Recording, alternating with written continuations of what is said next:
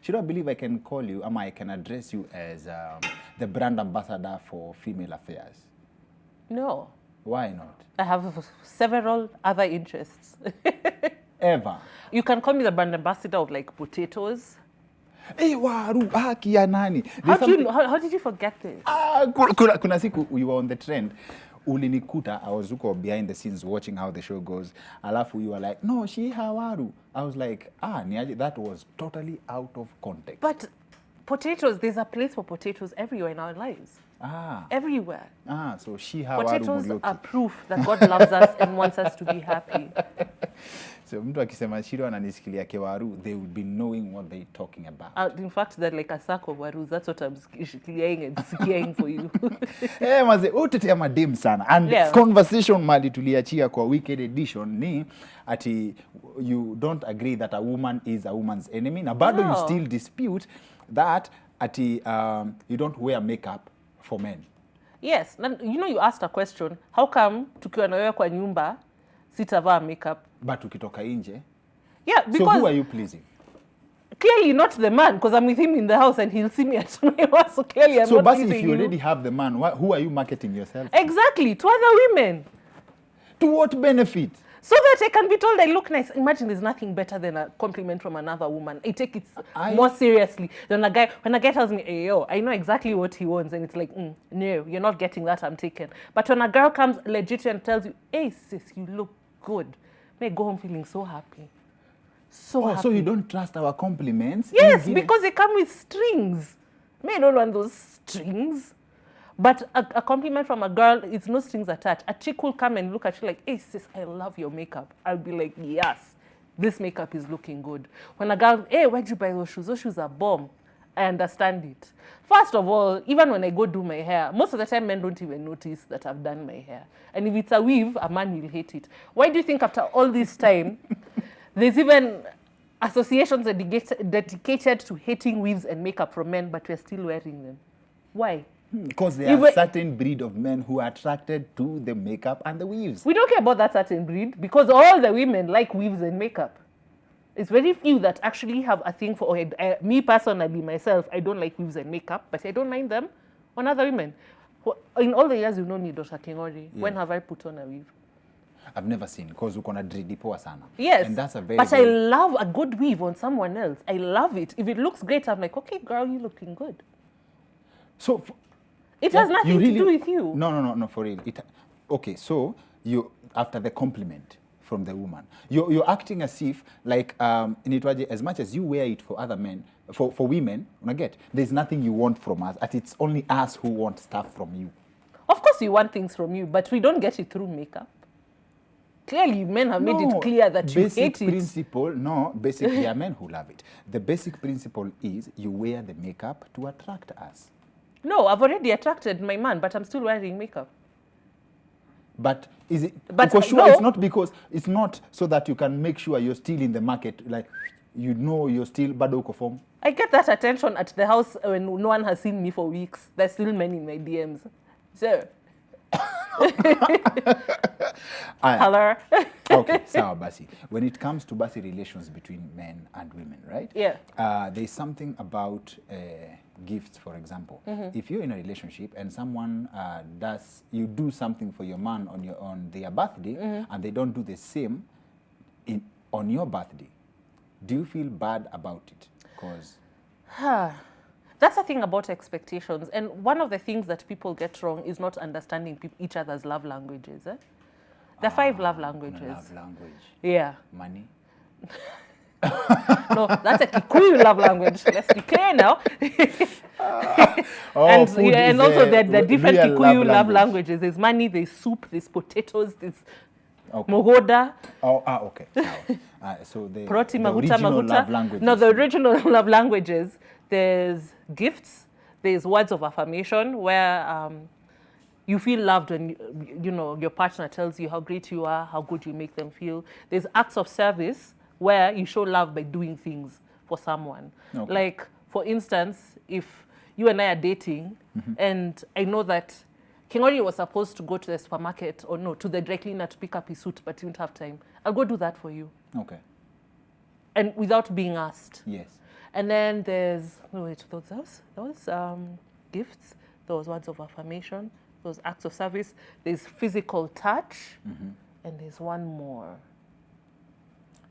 Any physical touch is down there, isn't it? No, you have a whole body. The next love language is cheating. But then... Wait, I have to Google this because I can't believe I've forgotten it. 5 love languages. Give me 1 second because honestly, 5 love languages. But basically, the thing about the love languages is this. People have different love languages. I could be dating you and my love language is giving and getting gifts. Yes. But your love language is acts of service.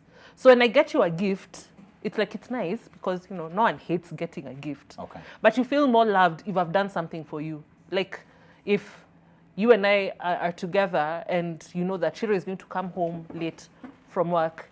So instead of you waiting for me to come home and cook, you cook.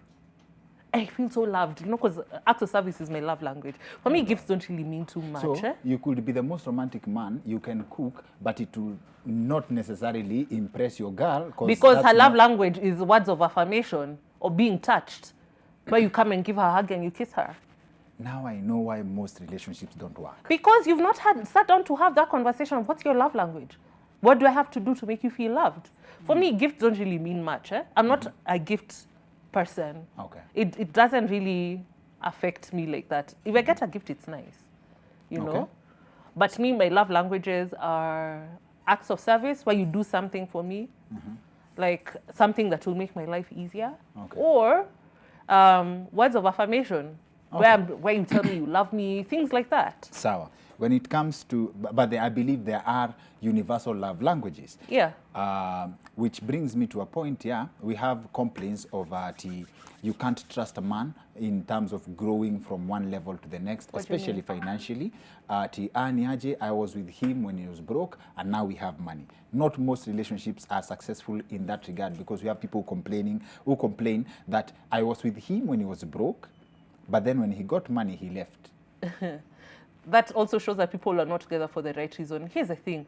If a man is bad, he'll be bad when he's broke and he'll be bad when he's rich. Okay. Yeah. Men are consistent. No, everyone is consistent, honestly. As in, I feel that especially when women say things like, I stuck by him, I supported him, and then when he got his act together, he left me. When ukichunguza your story vizuri, you'll figure out that there were red flags that this girl ignored. And thereby, I cannot blame the man. A man, the thing about men is that guys are actually quite clear about what they want. The thing about us girls is that we decide kufunga macho na masikio. Like for instance, if a guy tells you, I'm not ready for a relationship right now.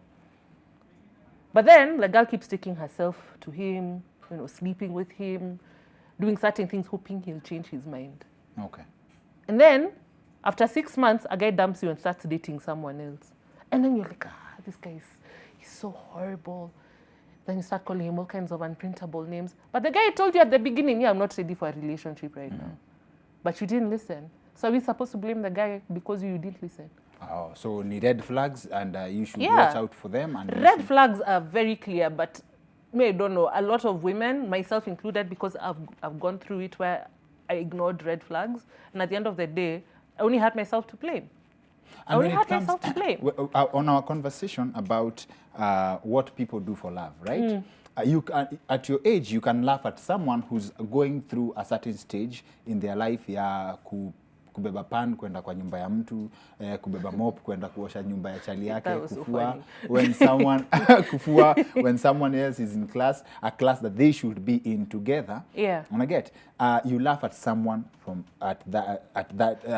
going through that process. I don't laugh at them. I think part of my laughter was also I was remembering the things I did and I laughed at myself. And at what point? Yeah. At what point does a lady get to and you're like, enough of this? Let me tell you, there's something magical that happens in your 30s. I can't explain it. It's 30s? Like a self-awareness. I thought the grace period kisirani for women is between 18 and 24. That is a peak. In fact, peak kisiranis is mid to late 20s because now there are a lot of people that are telling you have to get married, you have to get married, you have to get married. 20. So you start doing a lot of nonsense to be a white material. Yeah, to land the ring. But then when you get to a certain age, you realize that it doesn't matter. The right person will not care. What age is that for a woman? Me, honestly, I think once I hit 32. 32, you're... It's not that you're switched, but you start learning yourself better because you've known yourself for a long time. Okay. Basi life ya dem ni hard because I don't think men go through hizo pressure zote za ati niaje at this stage should you do this, do that. No, men actually do go through their own. 40. Men have their own pressures.